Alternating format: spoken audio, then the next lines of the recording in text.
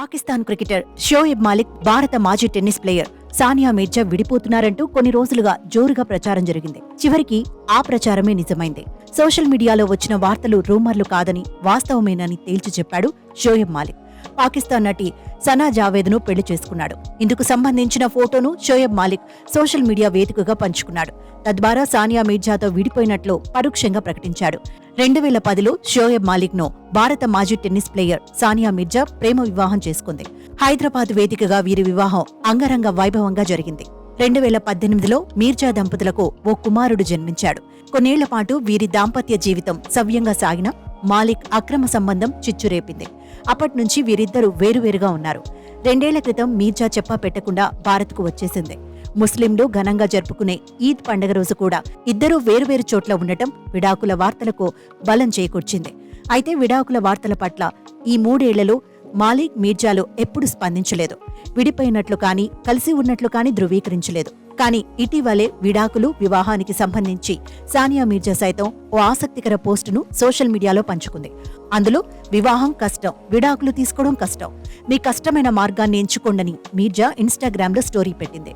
దీంతో మాలిక్తో మీర్జా విడాకులు ఖాయమయ్యాయని అంతా భావించారు. విడాకుల వార్తలను నిజం చేసేలా షోయబ్ మాలిక్ తన ప్రేయసి నటి సనా జావేద్ను పెళ్లి చేసుకున్నాడు. 37 ఏళ్ల సానియా మీర్జాతో తన బంధాన్ని తెంచుకున్న ఈ క్రికెటర్ పాకిస్తానీ నటి సనా జావేద్ను మనవాడాడు. ఈ విషయాన్ని అతడే స్వయంగా సోషల్ మీడియా వేదికగా వెల్లడించాడు. మేము ఒక్కటయ్యాం అంటూ పెళ్లి ఫోటోలను సోషల్ మీడియాలో పంచుకున్నాడు. ఈ పెళ్లిపై సానియా మీర్జా తండ్రి ఇమ్రాన్ మీర్జా స్పందించారు.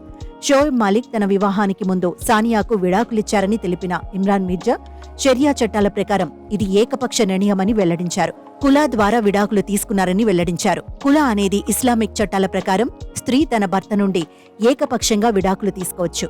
సో ఇప్పుడు విడాకులు ఇచ్చారా లేదా అనేది ఇట్స్ ఏ అన్ఆథరైజ్డ్ ఇన్ఫర్మేషన్ మనకుంది.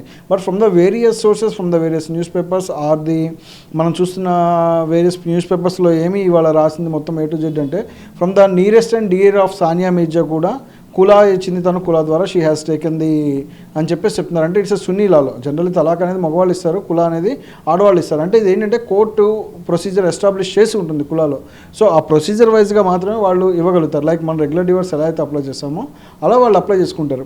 అయితే ఇంకొక న్యూస్ కూడా స్పెక్యులేట్ అవుతుంది ఏంటంటే, నిన్న మనం ఇది చూస్తున్నప్పటి నుంచి తన పిల్లలు ఎవరైతే ఉన్నారో సానియా మీర్జా ఒక బాబు ఉన్నారు, వీళ్ళిద్దరికి ఆ బాబును కూడా he is under the care of Sania Mirza only, not going to back to the Shoaib. అంటే షోయబ్ దగ్గరికి వెళ్ళే అవకాశం లేదు, అక్కడికి లేదు.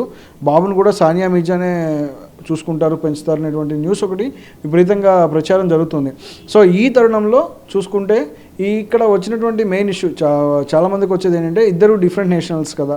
అంటే తనేమో పాకిస్తానీ నేషనల్, తినేమో ఇండియన్ నేషనల్.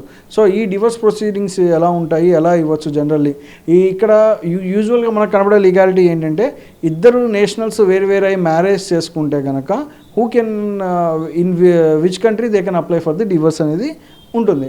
అంటే ఇక్కడ ఇంకొక ఆస్పెక్ట్ కూడా చెప్తాను. ఇద్దరు నేషనల్స్ మ్యారేజ్ చేసుకొని వాళ్ళు ఇంకొక కంట్రీలో రిసైడ్ చేస్తూ ఉంటుంటే అప్పుడు ప్రొసీజర్ ఏమిటి అనేది కూడా 3 రకాలైనటువంటి డౌట్స్ ఇక్కడ వస్తుంటాయి.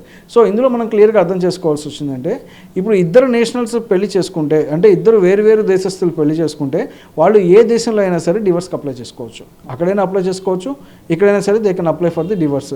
అండ్ ఇంకొకటి మోర్ ప్రిఫరబుల్లీ ఎక్కడ ఇస్తామంటే, మ్యారేజ్ జరిగిన ప్లేస్కి ఎక్కువ మోర్ ప్రిఫరెన్స్ ఇస్తాము.